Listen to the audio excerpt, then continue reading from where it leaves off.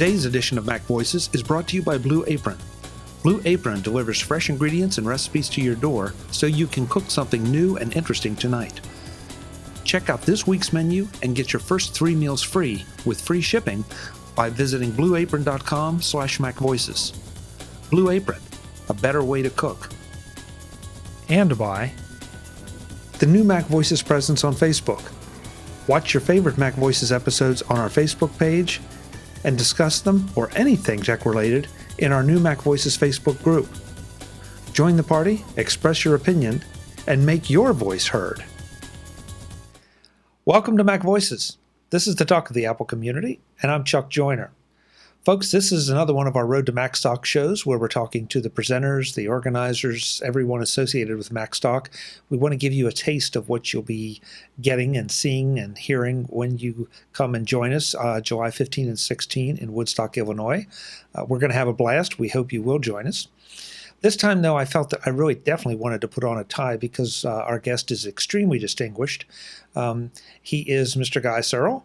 Guy, welcome. It's great to have you. Thanks, Chuck. It's great to be here. Yeah, I'm wearing my Jack Daniels T-shirt. I'm like so distinguished. Is it the beard? This isn't really gray. This is just like super blonde. Is that it? You've been out in the sun a lot? Yeah. Yeah. Let's go with that. It's not gray. It's blonde. Okay, I like that. Well, see, that makes you. That doesn't make you any less distinguished. It just makes you a sun worshiper. No, I make myself less distinguished.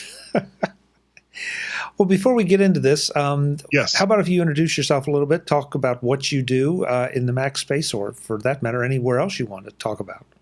Okay, I'm Guy Serle. I am one of the co-hosts of the mighty MyMac.com podcast. I do that every week with a funny little guy named Gaz Maz over there in the UK.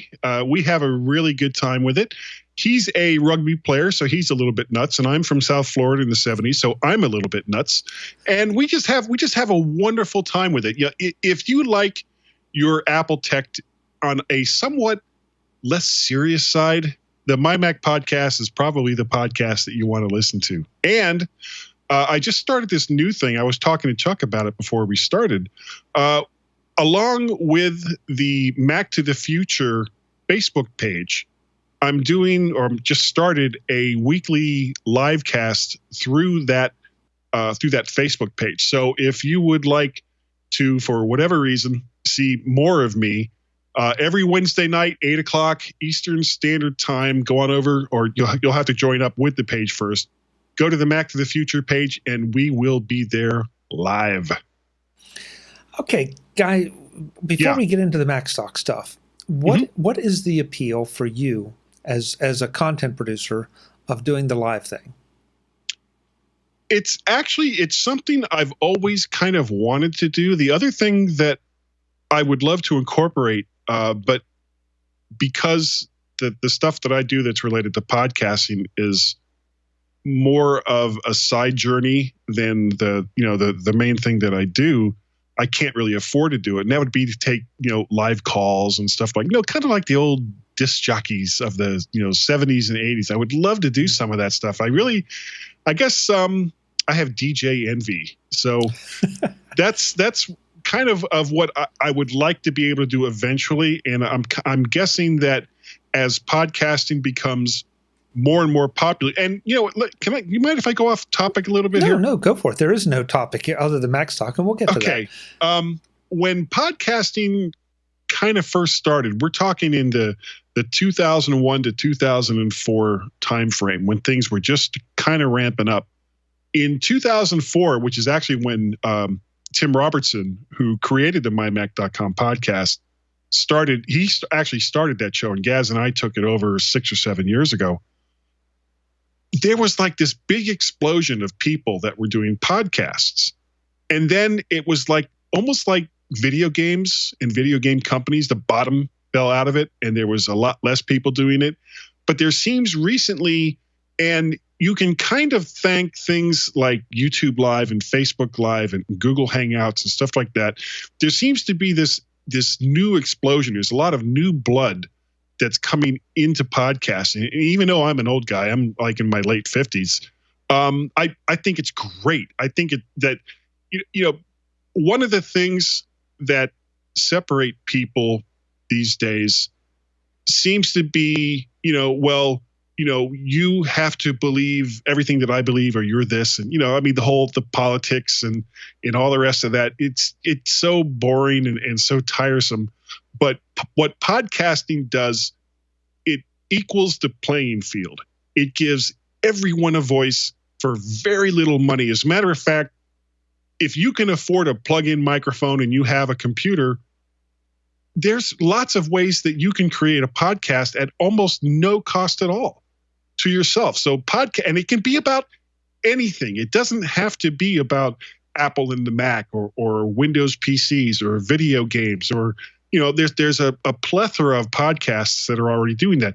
You could do a podcast about quilting. You could do a podcast about your cats or whatever floats your boat. Just go ahead, get a microphone, get yourself out there, use the free and low-cost tools that are out there, get your voice heard. Rant over, mostly. Well, okay. But there's one thing I think you left out. Uh-oh. And I think it's what happened to the first round of podcasting, if you will. And that is that there's some, yes, you're absolutely right on all of it, but there's some work involved here. If you're going to make it a long-term thing, you better choose something that you have a passion for, because otherwise you're going to pod fade out real quick. Or maybe not real quick, but you will pod fade, because this has to be to some degree a labor of love, because you're taking on basically a second career at least. Yes. And the one thing to remember for people that are starting to get into podcasting, don't expect to make money at it, because for the most part, it's not going to happen. I mean, you hear about some of the success stories. Well, not everybody can be Leo Laporte. Okay. So, if you're going to go into podcasting, do it because whatever topic or subject it is that you're interested in, you've got to have a passion for that. And I would almost say knowledge, but I've been talking about Macs since like 2005, 2006. And, some people might question the wisdom of some of my opinions when it comes to Apple and the Mac. But honestly, it doesn't matter. I do these things not because I feel that my voice is the right one and my voice is the one that people should listen to. I do it because I enjoy it. And, almost every single week, I sit down at this microphone and I'm talking to Gaz, and we just have a ball. We kind of kid in some ways and kind of can almost consider this to be like therapy, real cheap therapy. And, there is some truth to that. But at the same time, it's just fun to talk to the guy, and he enjoys talking to me, or at least that's what he says. And, Chuck's like, maybe so. Could be. Weirder things have happened. But you've got to have a passion for it. Extensive knowledge of the subject is not a bad thing to have, but it's not necessary. Everyone is entitled to their own opinions on any subject it is that you want to talk about. But drop the mic. Yeah.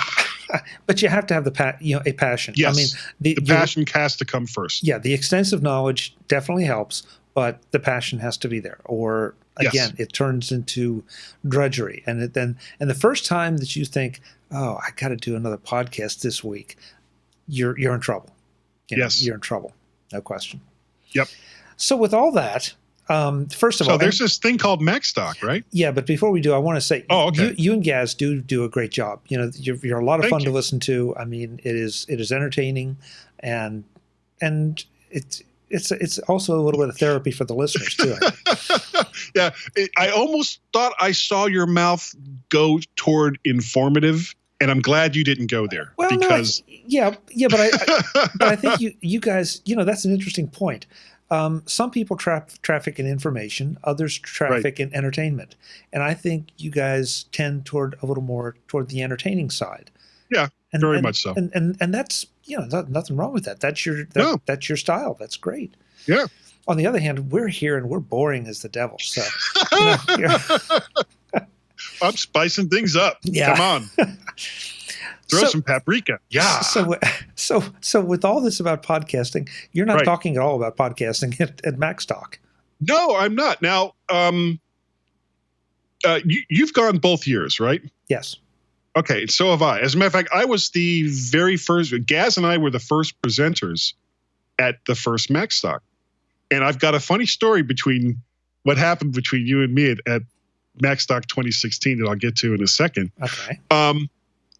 But you got to kind of go back a little bit farther back from when Macstock started and talk a little bit about the Macworld Expo, because it's the Macworld Expo where so many of us, especially the speakers that are attending Macstock, kind of got to know each other. Now, we've talked through Facebook and Twitter and through podcasting and things like that, but it doesn't really beat the face-to-face, the pressing of the flesh kind of thing.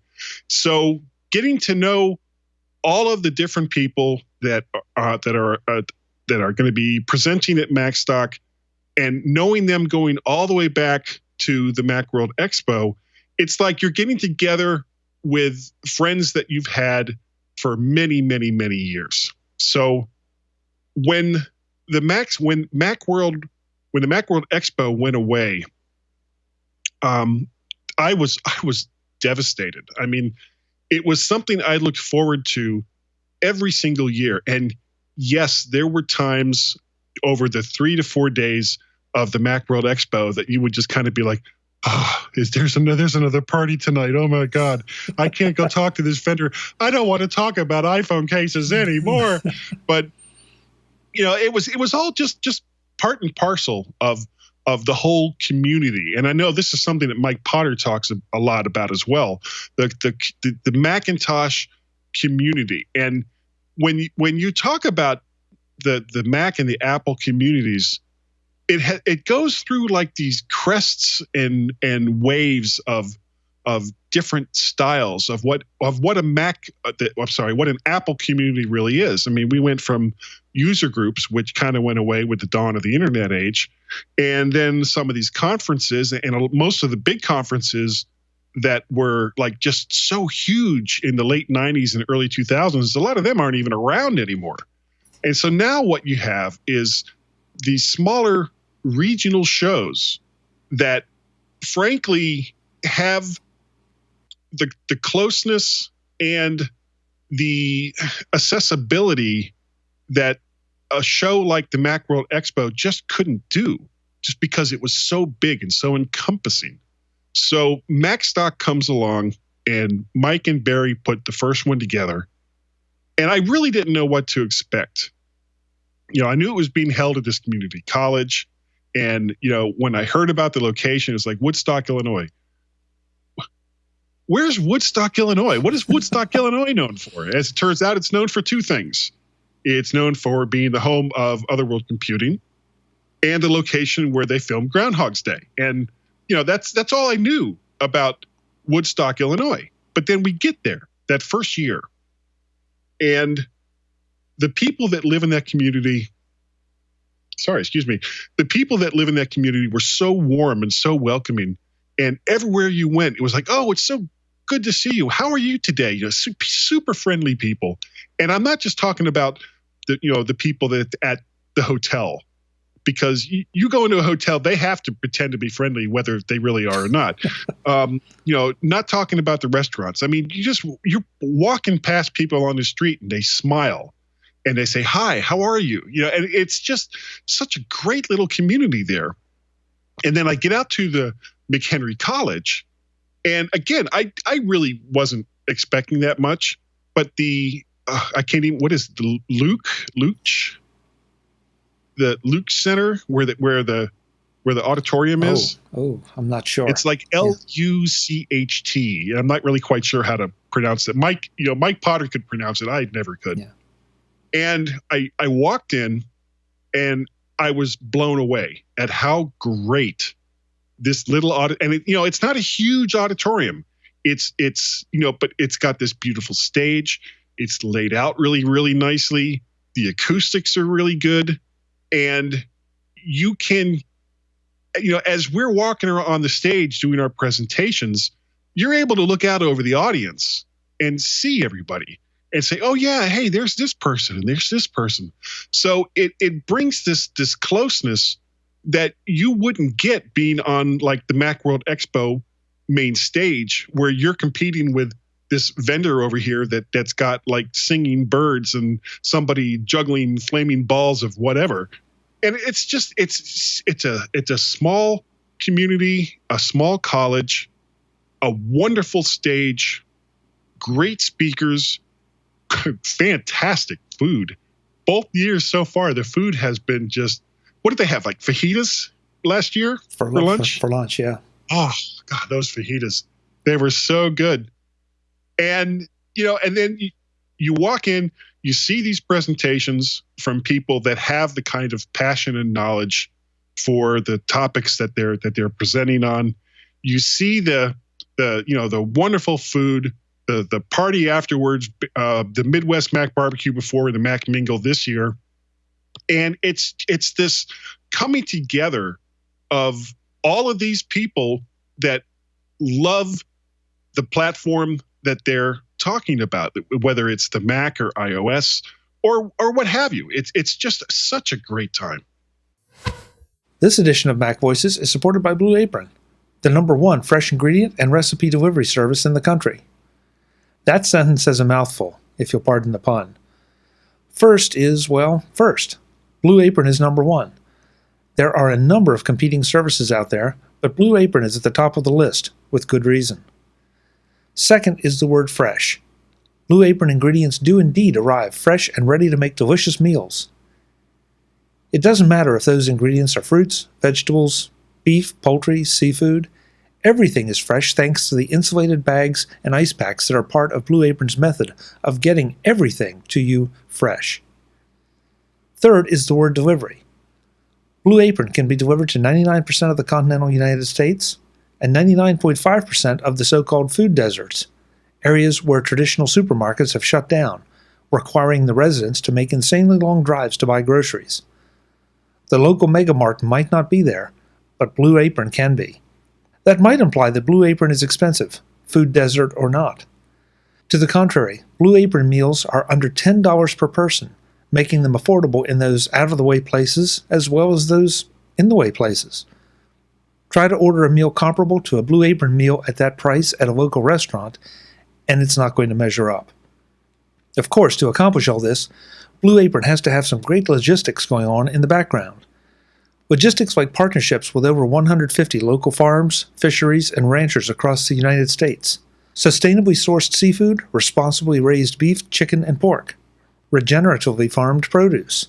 All are part of the Blue Apron equation. At the bottom line, however, the food has to be good. And Blue Apron is definitely all about good food. Their recipes are both original and adventurous, giving you the opportunity to fix something delicious that will be all but a guaranteed success, since they give you step-by-step instructions on how to prepare your meal. Right now, you can try Blue Apron absolutely free by visiting blueapron.com/MacVoices. You will get 3 free meals delivered free to your door. No shipping, no hidden charges, absolutely free. Then you're going to understand what all the fuss is about because you're going to become a Blue Apron fan. Again, blueapron.com/MacVoices gets you 3 free meals and free shipping. Sign up now and make something delicious for dinner. Blue Apron, a better way to cook. Thanks to Blue Apron for their support of MacVoices. And I've said this a couple times, and I also have said, I think I'm going to repeat this every time, that we want to make sure that people understand this is not just for you and for me. This is for anybody that has a passion for this particular technology, Apple technology. Whether you're an iPhone user or an iPad user or a Mac user, you are among friends here. You will make friends, as you said. You will. The minute you walk in the door. You can't help but make friends in this environment. So, yeah, there are a lot of us that know each other. A lot of us have went to the first 2. A lot of us have gone to Macworld before that. But if you've never done any of that, if this is your very first time, whether you're coming from across the country or across the street, walk in. Or across the world. Walk in. I promise you, you will not be alone for very long, and you will learn a lot. You will have a ball. It's one of my favorite weekends of the year, no question about it. Yep. And this year it's 2 full days. Yeah. First year it was 1 day. Last year it was a day and a half. This year it's going to be 2 full days. And the more now I can't really see it going too much more than 2 days, especially for people that are coming in from out of town.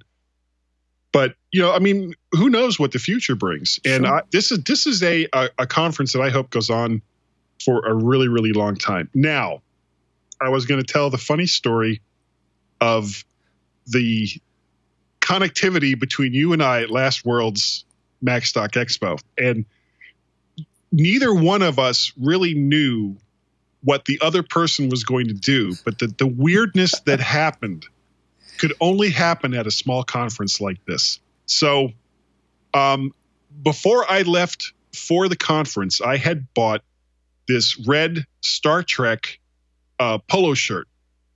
And when I came out on stage, I was going to do this because every session is only 20 minutes. I was going to do this joke about, okay, I've got my Star Trek red shirt on, so I've got 20 minutes and then I'm going to get phasered or whatever, and then you'll never see me again. Well, lo and behold, and I was presenting the second day. You presented the first day. Chuck comes out, and you did your talk on I Live in the Future. And it had like this whole Star Trek theme to it. So after you gave your talk, I was like, damn it. He's taking the whole Star Trek thing away from me. So I was trying to think, well, what can I do? And the mayor of, it wasn't Woodstock, Crystal Lake. The mayor of Crystal Lake had showed up at the conference, and he had these red Crystal Lake t-shirts that they were giving out. So I said, aha, okay, what I'll do is I'll put this t-shirt on over the Star Trek polo shirt. And then when I come out on stage, I'll take off the t-shirt. It's like, wow, I've got this Star Trek polo shirt and blah, blah, I'll tell my joke. And I just thought it'd be kind of funny. Well, what I didn't take into account, and I should, because I've lived with this most of my life, I'm a very, very big person. I'm like 6'6", 280 pounds. I'm not a small guy. And even like extra large t-shirts, I could use them as socks. They're just not really that big for me. So I've got on this polo shirt, the Star Trek polo shirt, and I put on this t-shirt, and I go to take off the t-shirt, and the polo shirt came with it. So I'm standing there on stage, and what made it worse was it got stuck. I couldn't separate the t-shirt from the polo shirt. So I'm standing there on stage. My arms are up in the air like this, and both shirts are over my head. You can't see my face. I'm just like going back and forth like this, trying to separate them. And of course they have live video of it. So there I am with my big belly sticking out there and it's so embarrassing. But these are the things that happen, and you have to kind of just let it go and laugh, and it makes for a funny story. So speaking of funny stories, last year I did a talk on mobile podcasting because I've got a whole gear bag set up to do mobile podcasting with an iPad and an IK Multimedia. What do they call that? The iRig? iRig Pro Duo, I think is what it's called. Something like that. It's got 2 XLR inputs and separate gain controls, and you can run it either off batteries or AC power. And then I use Boss Jock on the iPad to actually record the show. And I recorded like 3 podcasts while I was out there last year. So that was my topic last year. And Tim Robertson of MyMac.com and I, back in the Macworld days, had done this thing called the MyMac Game Show Quiz. And the way it basically works, we would take like iconic symbols from the past and later of things like Adobe Photoshop and some of the symbols from the clones and different software, and just take this little tiny bit. But most of these symbols are so iconic that if you've used the software before, you're like, oh yeah, that's Photoshop. So then we would ask you a question. Well, what is this? And what is this? And if you got 3 of them right, you'd win a prize. So Tim approached Mike last year at the end of the Macstock conference and said, well, instead of doing a, meet and greet the podcasters, which he'd done the 2 previous years, why don't, Guy and I do this MyMac game show quiz instead? So that's what we're doing this year. And it's going to be at 1:00 right after lunch. Everybody's energy levels are going to be kind of low-key after eating whatever great food that they arranged for us. And we're going to boost you back up. So you're going to come out of the MyMac game show quiz all ready to hear everything else that people have to say. So are you going to be inviting people up on stage, or is this something that everybody can participate in, or how are the contestants going to be selected? I think, well, we haven't worked out all the details. What we did at the Macworld Expo, we had all these things on a laptop, and because I'm so tall, we would bring up whatever the symbol was in the laptop. I'd hold it up in the air and go, okay, someone guess what this is. And if somebody could guess what that one was, then we in turn would say, okay, well, if you've answered that first question. If you answer the next 2 correctly, you'll get this spec case, or, whoever the sponsor was that year. So that's probably, I'm going to be, Tim is the presenter. He's the Bob Barker of the MyMac game show quiz.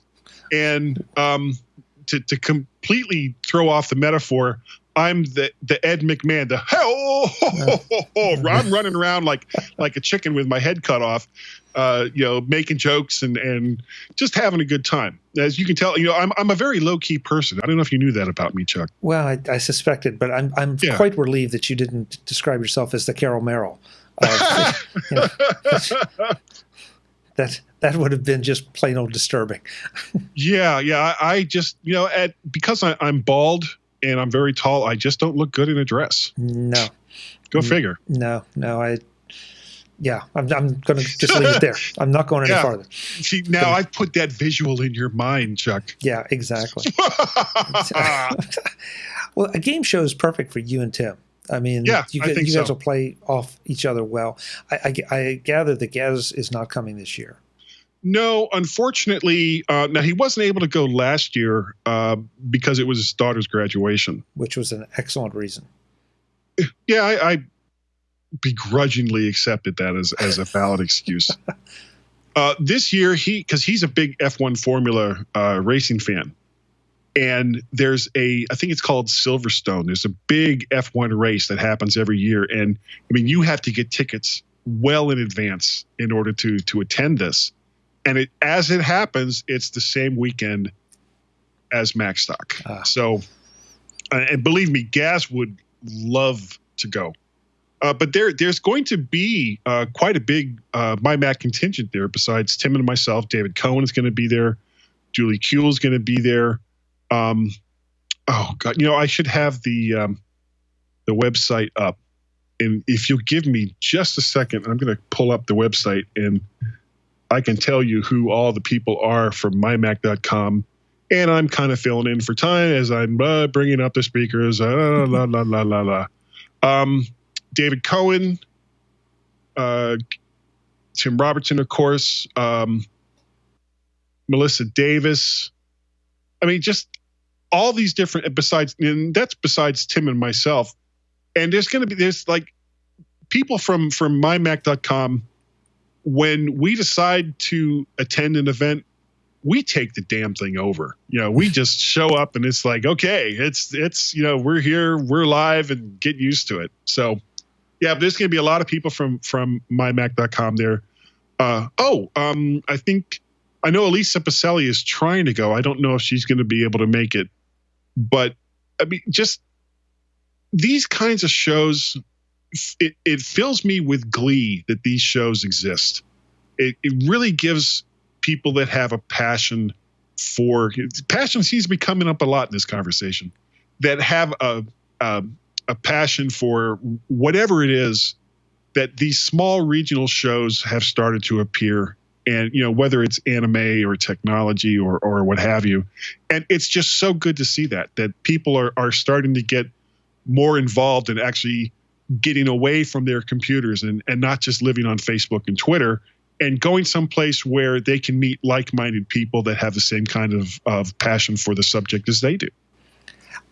I think that's something that happened with Macworld. It happened with user groups, and none of us were quite paying attention to it. And what I mean by that is we were there. What drew us in was the tech. Yes. But we didn't realize that there was this other thing going on. I think a lot of people didn't realize it until it went away. And that applies to Macworld as well as the user group community. There's still there are a lot of user groups out there that are morphing into social things, or they're finding the social David aspect. Ginsburg with the Chicago Mac user group. Absolutely. He did a talk on that last year. Yeah. The social thing is quite a bit different. And yeah, there is something still about getting together face to face. It's great to keep in touch throughout the year on Facebook and on Twitter, no question. But, it also, you're looking forward to that time when you get to shake hands, sit down, share a burger or a drink or something, and, tell stories. So. Or, stand outside a restaurant for Pokemon Go. Okay. Were you there last year when that happened? No, I missed this one. We there was a restaurant and right by the Comfort Inn and the other hotel that was like the official hotels for the Macstock conference and expo. And we all decided to go out for dinner one night. Maybe it was that last night before everybody was going to leave. So we show up at the restaurant. There's like 10, 15 of us. And we had to wait probably about half hour, 45 minutes before we could get, a table big enough for all of us. And I'm standing there and I'm checking my email or whatever. And I look around and everybody's walking around with their eyes glued to their screen, and they're moving their phones around. And I'm like, what are you guys doing? It's just, Pokemon Go. It's like, really? Okay. Yeah. Pokemon Go. All right. Yeah. I did not get into that at all. Yeah. Neither. But I'm with you. It's but it cracked me up that people have spent 2 days talking about tech, wandering around, setting up these presentations, and they have a chance to relax a little bit and get a nice meal, and they got their phones out looking for Pokemon Go. It cracked me up. And I in fact, I had that as part of my presentation last year. It bothers me a lot about this, but on the other hand, it's a lot of people's first introduction to augmented reality. So I can't really say that this is just a complete waste of time or a completely terrible thing, but it seems to have touched an obsessive gene with people that, it's still going on. I thought sure it would be dead in 3 months, and it's still going. It's not as strong, but it's still going. One of the themes that we've been talking about on this show is community. And whether, whatever the reason for having a community, things like Facebook and Twitter and Pinterest and all of these other social sites exist for a reason. And the reason mostly is because technology, which was supposed to make our lives simple, has made our lives more complex in ways that we couldn't have imagined 30 years ago. And something was, technology is wonderful because it enables you or me or anyone to instantly connect with people all over the world. You don't have to send a letter and then wait however many weeks for them to send it back. It's like instant communication to anywhere. However, the problem with that is that there's no real connection. Human beings are social animals. And it's great that I can talk to members of my family and, friends that I've had going back 30, 40 years on Facebook and on Twitter and all these other things. But it doesn't match being with that person in the same room, having a drink, having a burger, whatever it is that you've decided to do together. I've got a very, very good friend who lives in Ohio, that I met when I first moved to Ohio from South Florida. And this was 1981. Well, here we are nearly 40 or 35 years later, and we're still great friends. And I will make that 6-hour drive from Northern Virginia to Northern Ohio to visit with him and his wife, because it's not the same thing to talk to them on the phone. It's not the same thing to exchange Facebook pleasantries.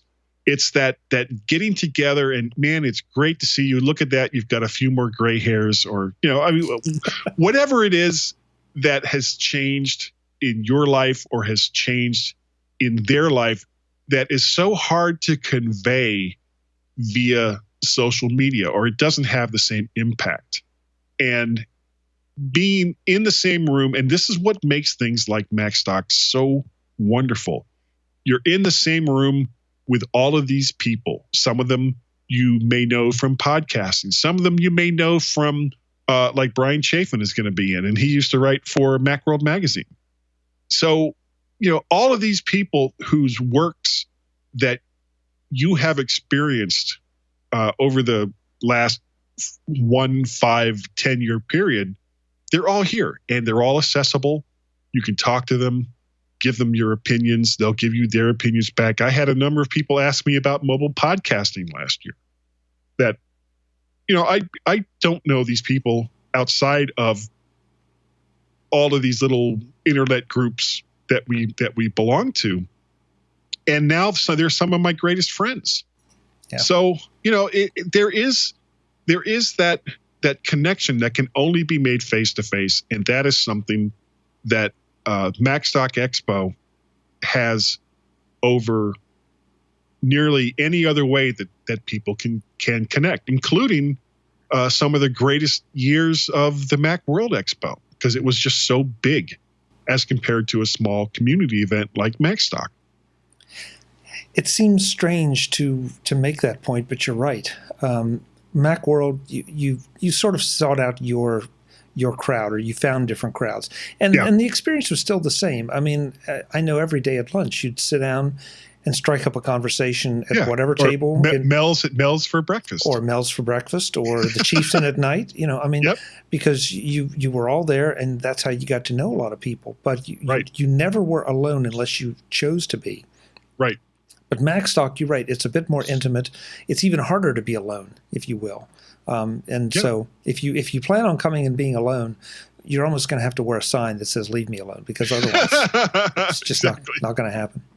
And when you think about, the cost of going to the Macworld Expo was tremendous, especially for those of us here on the East Coast. The round trip flights,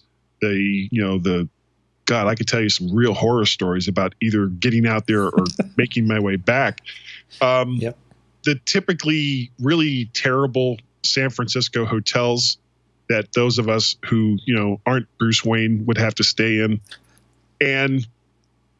But at the end of the day, it didn't matter, because you were only spending, you go back to that hotel to grab a couple hours sleep, and then you were back out the door again, heading for the Moscone Center. Yeah. And going to the press room and going out onto the show floor. But I would come back from some of those trips and would literally have to spend 2 or 3 days trying to decompress from just all that activity.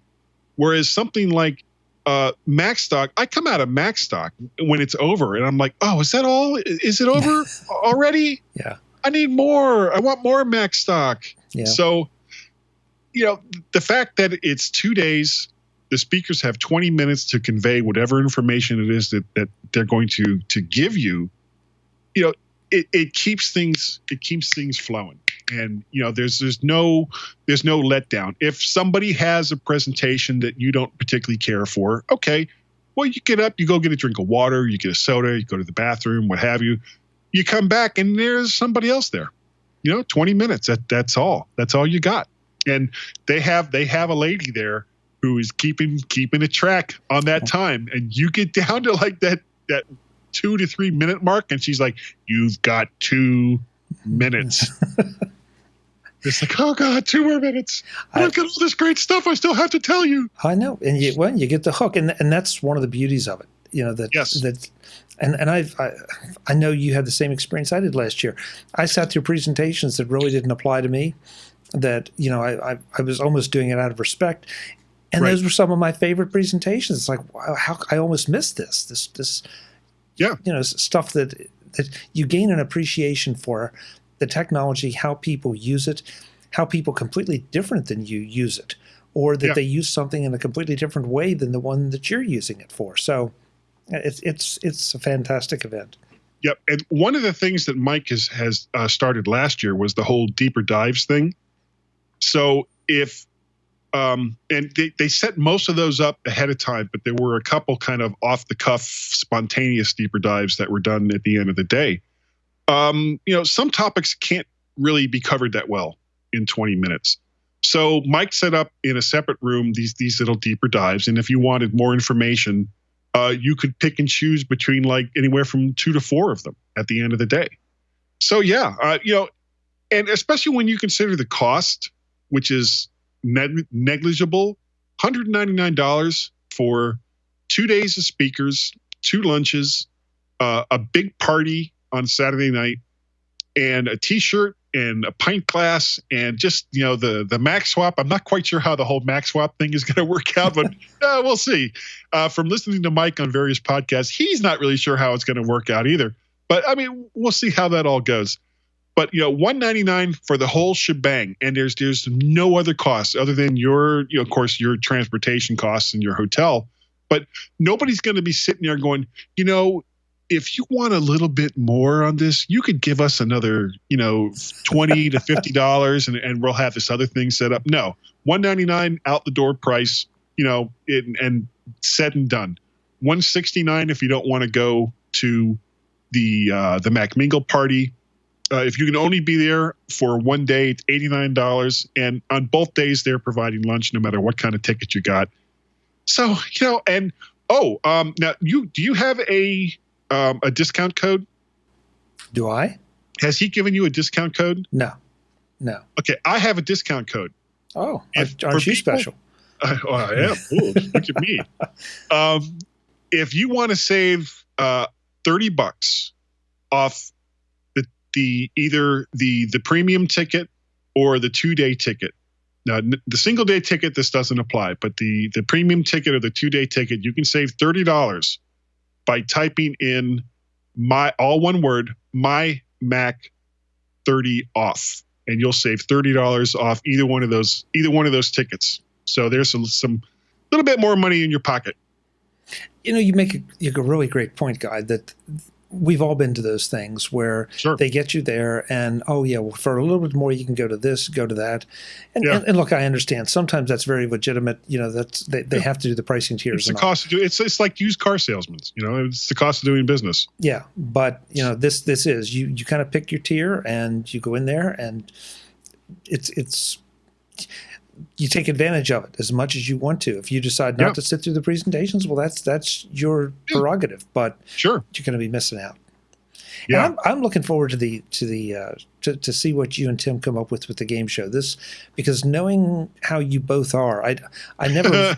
Tim's been on the show a few times, obviously, sure. And I didn't realize some of his predilections toward the gaming stuff and all. So this is going to be. He's a big video gamer. Yeah, and I didn't know it, so it's going to be very interesting to see just how you do this live and in person. Oh, it'll be fun. Quick story, because I know we're running kind of long here. Back in, I want to say 2005, the MyMac podcast was coming up on its 100th show. And this is kind of the genesis of how the whole MyMac game show started. So Tim had arranged to do something like a raffle at an Apple store in Grand Rapids, Michigan. And the guy that he was doing the podcast with at the time, Chad Perry, for one reason or another, couldn't go. So it was going to be Tim by himself, which he could do. He has no problem filling up however much time that he needs to fill up. But I volunteered to go on out. So I go all the way from Virginia, where I live, out to Michigan. And right as I got there, I got sick. But it didn't matter. I was just so excited to be there. And we walk into the Grand Rapids, Michigan Apple Store with like all of this stuff that we're going to give away with raffles. And we were handing out these raffle tickets to people coming into the Apple Store. And, Tim is calling out numbers and I'm running around, and we just had such a blast doing it. And that was the kind of the genesis of how the MyMac game show started. And then Tim got a sponsorship, I think, with Spec for 1 year for the Macworld Expo, and we did it again there. And then we also did it on the main stage 1 year at the Macworld Expo. And now Tim is the kind of guy that doesn't need any prep to fill however much time that he needs to. I need a little bit more than that. I need some structure, because otherwise, as probably this show has shown, I just go completely off the rails and you have no idea what direction I'm going to go in. But if you give me a little bit of structure, I can help you fill that same time. And Tim and I have really, really good chemistry together when we do this stuff. So, don't linger too long. If you go to Macstock, don't linger too long at lunch, because it's going to be jam packed from 1 o'clock until, Mike brings out the big hook and, yanks us off the stage. So, folks, this is going to be an example of what you're going to experience after lunch at Macstock. Is Guy and believe it or not, this is a plus. This. Okay, well, that's one way to interpret it. Yeah, sure. Guy, before you go, give us. Yeah. I know we've talked a lot about MyMac. Tell folks where else they can find you or follow you in preparation for Macstock. Well, in preparation for Macstock, of course, Gaz and I will be talking about it on the MyMac podcast. I'll be talking about it quite a bit on the Facebook Live thing that I'm doing, and of course, you can find me on Twitter. My name there is Mac Parrot. And let's see, Guy at mymac.com. We have a Skype number, 703-436-9501, that absolutely no one seems to call anymore. Call the number, 703-436-9501. Call the damn number. That's what I keep telling people. Operators are standing by right now. They're not only standing by, they're like near suicidal. So you've got to call them. Wake them up. Guy, thanks so much. It's always fun, and it's going to be a blast in July. Yes, it will. We'll see you then. Folks, I'm Chuck Joyner. This is MacVoices. How could you not want to come and see just how this is going to work out? So please, Macstock2017.com or MacstockConferenceandExpo.com. They'll both take you to the same place. Sign up. We will see you there. Until the next time, thanks for watching. Visit MacVoices.com for show notes, links to subscribe, and to connect with Chuck on Twitter, Google+, Facebook, YouTube, Vimeo, SoundCloud, the MacVoices blog, the MacVoices Dispatch, our weekly newsletter, and on MacVoices Magazine, free on Flipboard that helps you do more with your Apple tech. Advertising handled by Backbeat Media at backbeatmedia.com. Bandwidth provided by CacheFly at cachefly.com.